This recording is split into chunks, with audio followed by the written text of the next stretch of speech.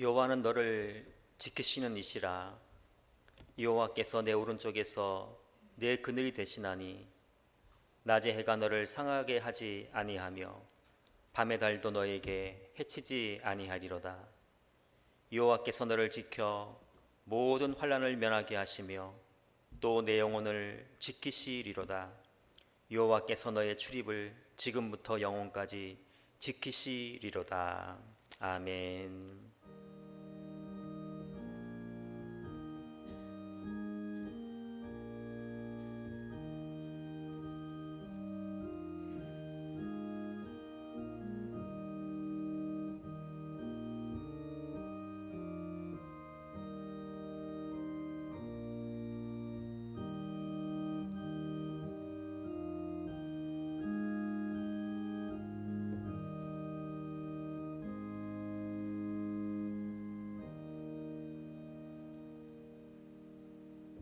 언제나 우리와 함께 하시는 하나님, 이 시간 우리가 예배드리는 장소가 어디이든 우리와 함께 하시는 하나님을 바라보며 예배드립니다. 우리가 드리는 예배를 흠양하여 주시고 예배드리는 모든 자들에게 은혜를 부어 주시옵소서. 지금 이 순간도 우리를 지켜주시고 계시는 예수님의 이름으로 기원하옵나이다. 아멘. 496장 찬양 드리겠습니다.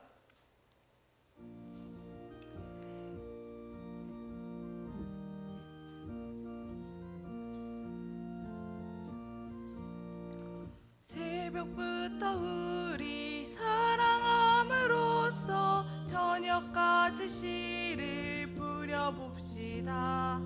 열매 차차 익어 곡식 거둘 때에 기쁨으로 단을 거두리로다. 거두리로다. 거두리로다. 기쁨으로 단을 거두리로다. 거두리로다. 거두리로다. 기쁨으로 단을 거두리로다. 비가 오는 것과 바람 부는 것을 겁을 내지 말고 뿌려봅시다. 이를 맞춰놓고 곡식 거둘 때에 기쁨으로 단을 거두리로다. 거두리로다. 거두리로다. 기쁨으로 단을 거두리로다. 거두리로다. 거두리로다. 기쁨으로 단을 거두리로다.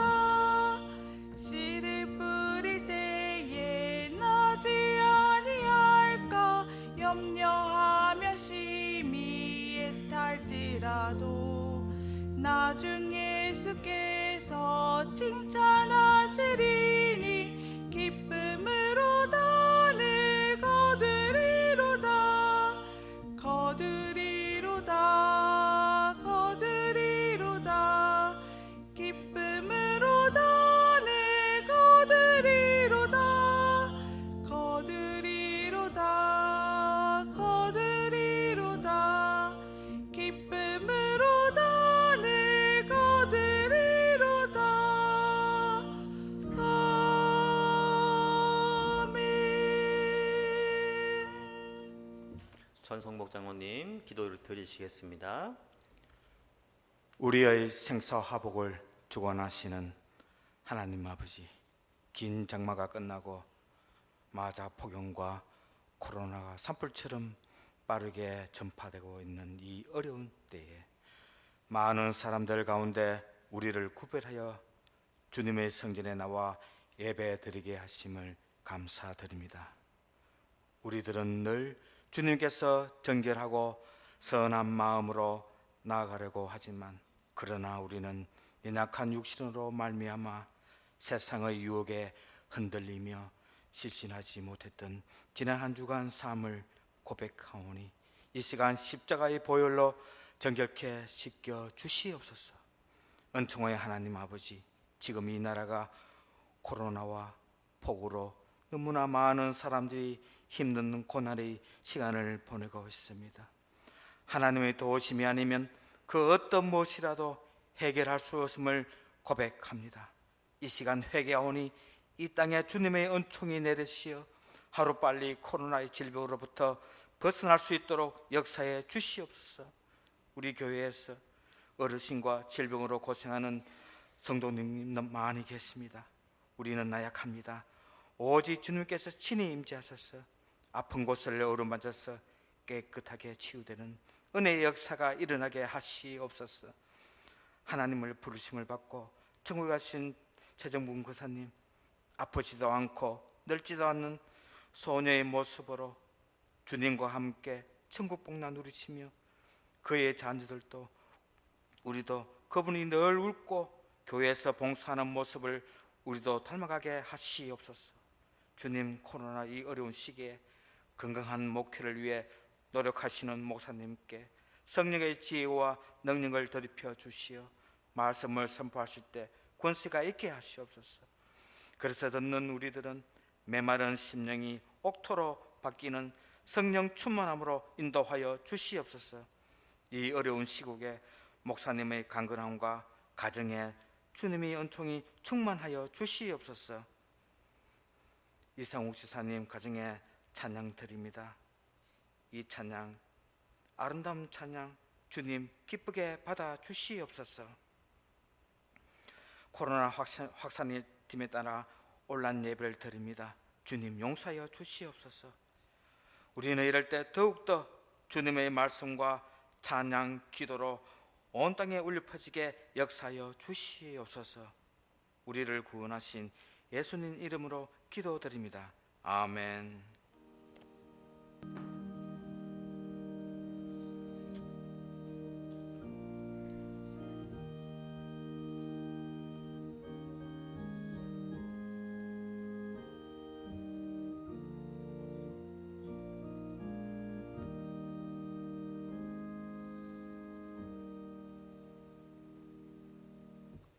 이 시간 저에게 주시는 하나님 말씀은 신약성경 고린도전서 4장 1절에서 5절까지 말씀입니다. 신약성경 266쪽쯤에 있습니다. 고린도전서 4장 1절에서 5절까지 말씀을 제가 봉독하도록 하겠습니다. 사람이 마땅히 우리를 그리스도의 일꾼이요 하나님의 비밀을 맡은 자로 여길지어다. 그리고 맡은 자들에게 구할 것은 충성이니라. 너희에게나 다른 사람에게나 판단받는 것이 내게는 매우 작은 일이라. 나도 나를 판단하지 아니하노니 내가 자책할 아무것도 깨달지 못하나 이로 말미암아 의롭다함을 얻지 못하노라. 다만 나를 심판하실 일은 주시니라. 그러므로 때가 이르기 전 곧 주께서 오시기까지 아무것도 판단하지 말라. 그가 어둠에 감추인 것들을 드러내고 마음의 뜻을 나타내시리니 그때에 각 사람에게 하나님으로부터 칭찬이 있으리라. 아멘. 우리 이상옥 지사님 가정 나오셔서 찬양으로 하나님께 영광 올리겠습니다.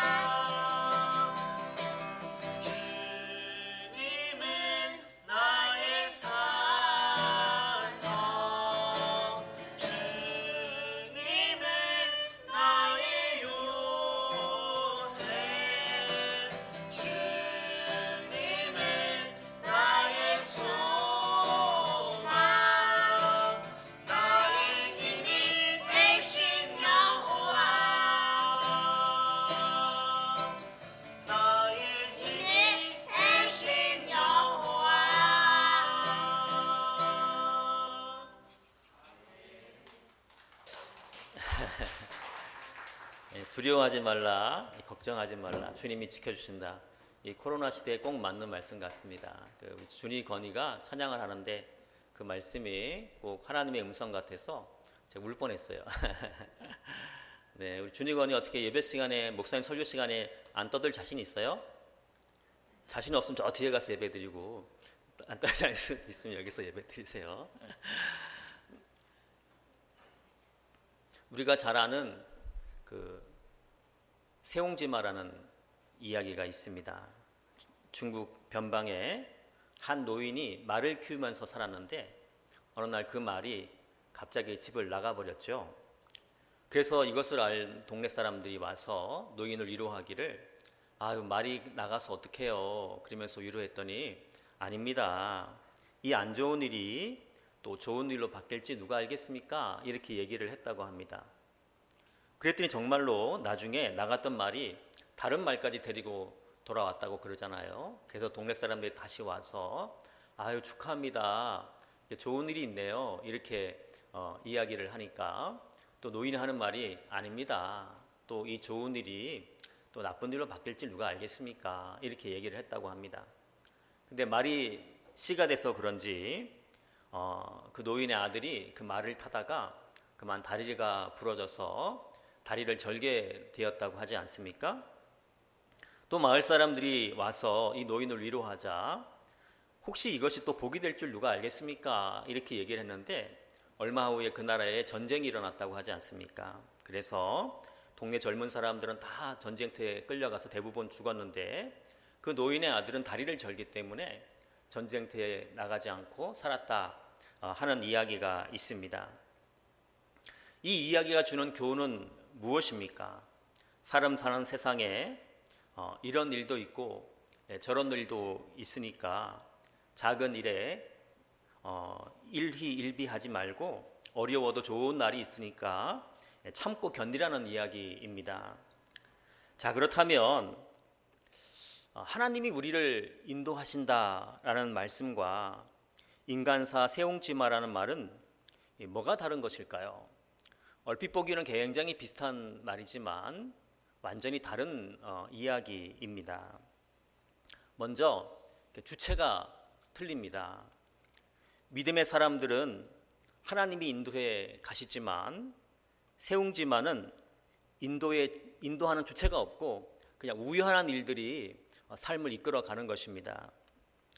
두 번째는 방향성입니다.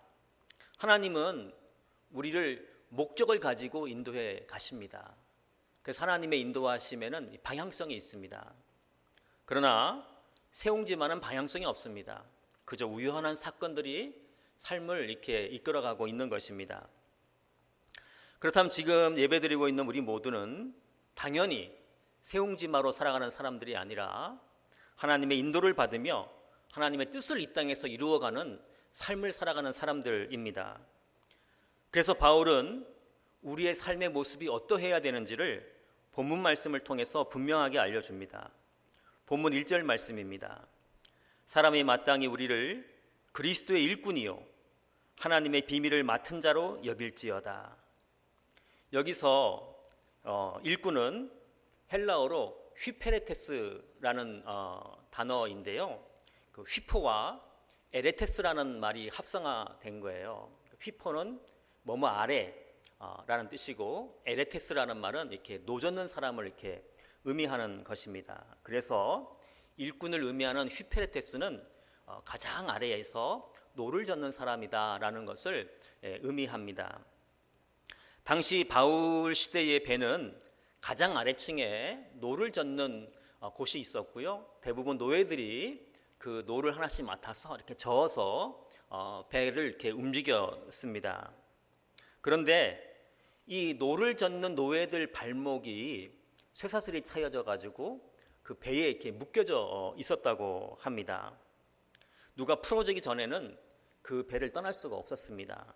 다시 말하면 노를 젓는 노예들은 그 배와 운명을 같이 하는 것입니다. 그리고 노예들은 자신이 노를 젓고 있는 이 배가 어디로 가는지 몰랐습니다. 뭐 싸우러 가는지 항복하러 가는지 동으로 가는지 서로 가는지 잘 알지 못했습니다. 또 노를 언제까지 져야 되는지 물을 권리도 없었습니다. 또 노를 젓고 난 다음에 수고비를 달라는 말은 당연히 할 수가 없었습니다. 이것이 바로 일꾼이라는 단어가 가지고 있는 의미인 것입니다. 그런데 바로 이 노젓는 일꾼의 의미가 바로 우리의 정체성이라는 것이죠. 믿는 사람의 정체성이라는 것입니다. 사람이 자기 정체성을 아는 것은 굉장히 중요합니다. 정체성이 흔들리면 모든 것이 흔들리기 때문입니다. 유치원에 다니는 손자 독수리가 있었어요. 유치원에 갔다 와서 할머니 독수리에게 질문합니다. 할머니, 나 독수리 맞아요? 그랬더니 할머니가 그럼 너는 독수리야, 이렇게 얘기를 해 주었어요. 그런데 잠깐 놀이터에 갔다 온 이 손자 독수리가 밖에서 놀다 와서는 다시 이렇게 할머니에게 질문하는 거예요. 할머니, 정말 나 독수리 맞아요? 살짝 짜증이 났지만 할머니는 참고 그럼 너 독수리 맞아, 이렇게 다시 얘기를 해 주었어요. 그런데 다음 날 또 유치원에 갔다 온 손자 독수리가 할머니에게 또 질문하는 거예요. 할머니, 나 독수리 맞아요? 그럼 할머니가 화가 폭발했어요. 그래서 야 이놈아, 내가 독수리라고 몇 번 얘기했냐, 이 닭대가리야. 그랬더니 이 손자가 나 닭이었구나 하면서 어쩐지 이상했어 그러면서 가출해서 아직도 안 돌아오고 있다는 우스갯소리가 있습니다. 우리도 내가 노젓는 일꾼이라는 정체성이 흔들리면 교회를 가출할 가능성이 높아집니다. 지금 고린도 교회 성도들이 그러한 상황에 있었을 것입니다. 왜냐하면 이 고린도 교회는 지금 여러 파로 나눠서 갈등을 하고 있었습니다. 이렇게 교회에 갈등이 있다 보면 야, 내가 이런 교회를 꼭 다녀야 되나 하면서 교회를 떠나고 싶은 마음이 생기게 됩니다. 그런 마음을 가지고 있었을 고린도 교회 성도들을 향해서 바울은 너희는 노젓는 일꾼이다, 이렇게 이야기를 해주고 있는 것입니다. 노젓는 노예가 발목이 그 배에 묶여져 있는 것처럼 너희도 고린도 교회에 은혜로 발목이 묶여져 있다는 거예요. 그래서 교회를 떠날 수도 없고 떠나서도 안 되고 일꾼의 정체성을 가지고 2절 말씀, 맡은 자들에게 구할 것은 충성이니라 라는 말씀과 같이 충성할 것을 고린도 교회 성도들에게 요구를 하고 있는 것입니다. 그렇다면 우리는 어떻게 해야 충성된 삶을 살 수 있을까요? 본문 3절 4절은 이렇게 말씀합니다. 너희에게나 다른 사람에게나 판단받는 것이 내게는 매우 작은 일이라. 나도 나를 판단하지 아니하노니 내가 자책할 아무것도 깨달지 못하나 이로 말미암아 의롭다함을 얻지 못하노라. 다만 나를 심판하실 일은 주시니라. 제가 이 말씀을 현대인의 성경으로 다시 한번 읽어보겠습니다. 나는 여러분이나 다른 어떤 사람에게 판단받는 것을 대수롭지 않게 생각하며 나도 나 자신을 판단하지 않습니다. 내가 양심의 가책을 받는 일은 없지만 그렇다고 죄가 없는 것은 아닙니다. 오직 나를 판단하시는 분은 주님이십니다. 바울은 충성스러운 일꾼이 되려면 다른 사람의 판단에 흔들리지 말아야 한다고 말씀하고 있습니다. 당시 고린도 교회 안에는 지난번에 말씀드린 것처럼 4가지 파로 나눠져 있었어요. 바울파가 있었고 아볼로파가 있었고 게바파가 있었고 그리스도파가 있었습니다. 그렇다면 서로를 향해서 얼마나 많은 판단이 있었겠습니까? 그래서 이러한 수많은 판단 속에서 성도들은 믿음이 이렇게 흔들렸을 것입니다. 이에 바울은 3절에서 이렇게 고백을 합니다. 나는 여러분이나 다른 어떤 사람에게 판단받는 것을 대수롭지 않게 생각하며 나도 나 자신을 판단하지 않습니다. 그러면서 4절에서 오직 나를 판단하시는 분은 주님이십니다. 이렇게 고백을 하고 있는 것입니다. 이솝우화에 팔려가는 낙이라는 이야기가 있습니다. 다들 많이 아실 것 같은데 아버지와 아들이 나귀를 팔러 이제 장으로 가고 있었어요. 그래서 나귀를 이렇게 끌고 가니까 그 모습을 본 사람들이 뭐라고 얘기하면은 야, 멀쩡한 나귀를 왜 타지 않고 저렇게 끌고 가냐, 바보 같네, 이렇게 얘기를 하는 거예요. 그래서 아버지가 그 얘기를 들으니까 그 판단도 맞아요. 그래서 아들을 나귀 위에 태우고 이제 장으로 갔어요. 또 사람들이 그 모습을 보고 뭐라고 하냐면, 저 아들놈은 불효자네, 어떻게 아버지를 태워야지 지가 이렇게 젊은 놈이 나귀를 타고 가나, 이게 들어보니까 또 그 판단도 맞아요. 그래서 이번에는 아들을 내리고 아버지가 이제 나귀를 타고 가기 시작했어요. 근데 사람들이 또 하는 말이, 저 아버지는 아들 생각도 안 하네, 아들을 태워야지 또 무슨 자기가 타고 가, 이렇게 또 흉을 보기 시작합니다. 또 그 말도 맞는 것 같아서 아버지는 나귀 위에 자신 뒤에 아들을 태웠어요. 그 나귀 위에 이제 아버지와 아들이 같이 타고 가고 있는 거죠. 또 그 모습을 본 사람들이 뭐라고 얘기하냐면은, 야, 어떻게 저 작은 나귀 위에 두 사람이 타고 가냐, 나귀를 어떻게 저렇게 혹사할 수 있어, 그냥 두 사람이 나귀를 들고 가는 게 훨씬 낫겠다, 이렇게 얘기해요. 또 그 얘기가 맞는 것 같아서 끈을 가져다가 나귀 발을 끈으로 묶고 장대를 끼워서 두 사람이 이제 메고 가기 시작합니다. 그러면서 이제 개울가를 건너가는데, 그 모습을 본 사람들이 막 웃기 시작합니다. 웃기 시작하니까 나귀가 놀라서 발버둥 치다가 물에 빠져서 죽고 말았다 하는 이야기입니다. 다른 사람의 판단에 따라서 움직이다가 결국 귀한 나귀를 잃어버리고 만 것입니다. 본문 3절에서 바울은 너희에게나 다른 사람에게나 판단받는 것이 내게는 매우 작은 일이다, 이렇게 고백을 하고 있습니다. 여기서 너희에게나 다른 사람이라는 것은 바울을 제외한 모든 사람을 의미하는 거예요. 바울은 다른 사람이 나를 판단하는 것을 신경 쓰지 않겠다, 이렇게 얘기하고 있는 것입니다. 근데 중요한 것은 여러분, 판단은 다른 사람만이 하는 것이 아닙니다. 나도 나 자신을 판단을 합니다. 오히려 다른 사람이 나를 판단하는 것보다 내가 내 자신을 판단하는 것 때문에 더 큰 어려움에 직면하는 경우가 많이 있습니다. 그래서 4절 말씀을 세번역 성경책으로 보면 바울은 이렇게 고백합니다. 나도 나 자신을 심판하지 않습니다. 그러면서 바울은 4절 하반절에서 나를 심판하실 이는 주시니라, 이렇게 고백을 하고 있습니다. 이 말씀은 오직 판단은 주님께 맡기고 나는 노젓는 일꾼으로 충성을 다하는 삶을 살겠다고 바울이 고백을 하고 있는 것입니다. 그렇다면 우리가 이렇게 그리스도의 일꾼으로서 충성하는 삶을 살게 되면 우리에게 어떤 일이 일어날까요? 바로 하나님의 비밀을 알게 됩니다. 그래서 본문 1절은 하나님의 비밀을 맡은 자로 여길지어다, 이렇게 말씀을 하고 있습니다. 우리가 하나님의 마음을 금방 알 수는 없습니다. 그러나 그리스도의 일꾼으로서 충성된 삶을 꾸준히 살다가 보면 자연스럽게 하나님의 마음을 알아가게 됩니다. 이것이 하나님의 비밀을 알아가는 과정입니다. 창세기를 보면 요셉이 17살 때 신기한 꿈을 꾸죠. 꿈을 꾸고 난 다음에 아버지와 형들에게 이야기를 합니다. 내가 어제 꿈을 꿨는데 해와 달과 11별이 나에게 절하는 꿈을 꾸었어요. 그런데 바로 이 꿈 얘기가 갈등에 불을 붙여가지고 형들에 의해서 요셉은 노예로 애굽으로 팔려가게 되죠. 죽을 고생을 하게 됩니다. 마치 배 밑에서 노를 젓는 인생과 같은 삶을 살게 되는 것입니다. 그런 요셉이 어느 날 애굽 왕 바로의 꿈을 해석하고 총리가 되게 됩니다.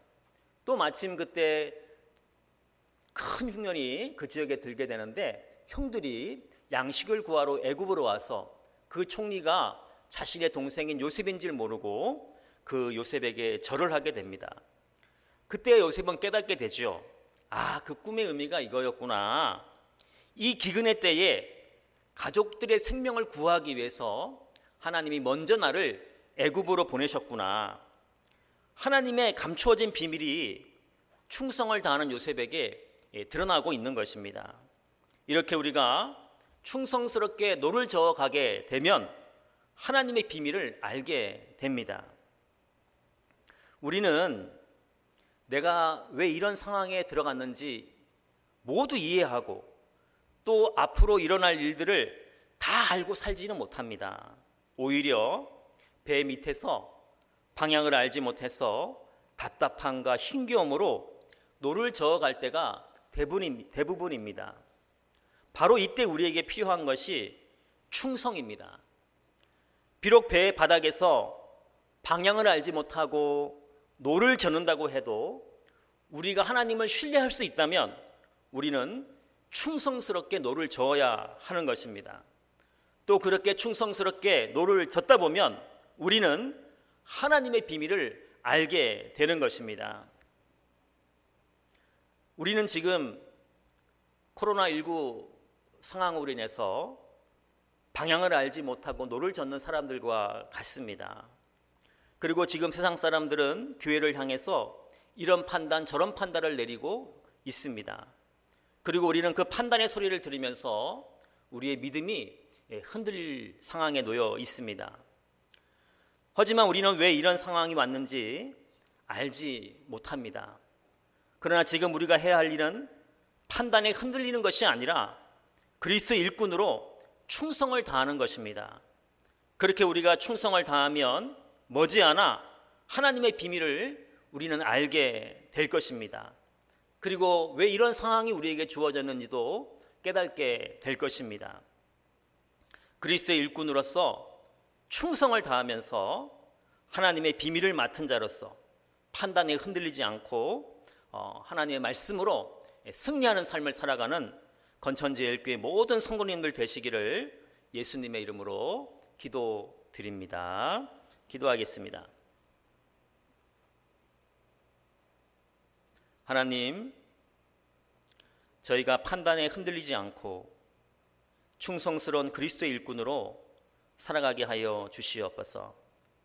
그리하여 하나님의 비밀을 맡은 자로 주님의 몸된 교회를 굳건하게 지키게 하여 주시옵소서. 예수님의 이름으로 기도하옵나이다. 아멘. 찬송가 333장 찬양 드리겠습니다.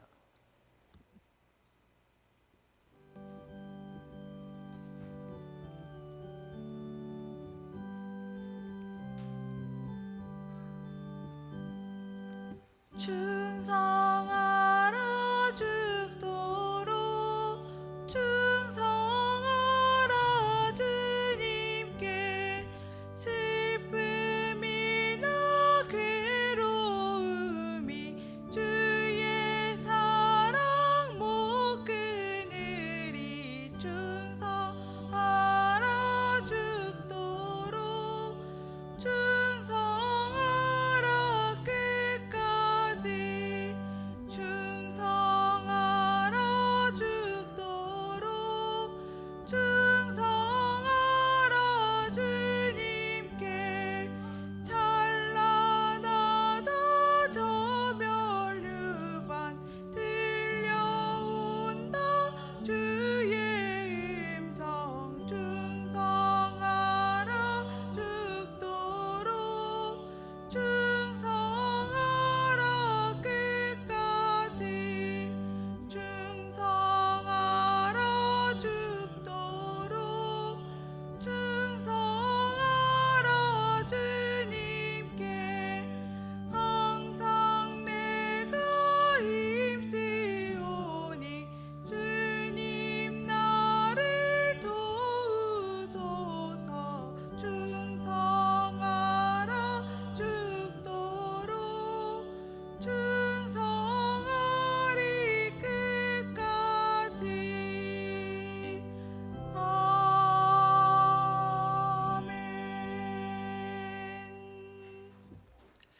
우리 가정에서 예배드리고 있는 모든 분들에게 하나님의 보호하심과 지키심이 항상 함께하기를 기도드립니다. 이번 한 주도 건강하시고 또 코로나19가 빨리 극복되기를 위해서 마음을 모두어서 기도해 주시면 감사하겠습니다. 우리 최정봉 목사님이 하나님의 부르심을 받고 토요일 날 장례 예배를 은혜 가운데 잘 마쳤습니다. 슬픔 당한 가족들을 위해서 기도해 주시면 감사하겠습니다. 기도하겠습니다.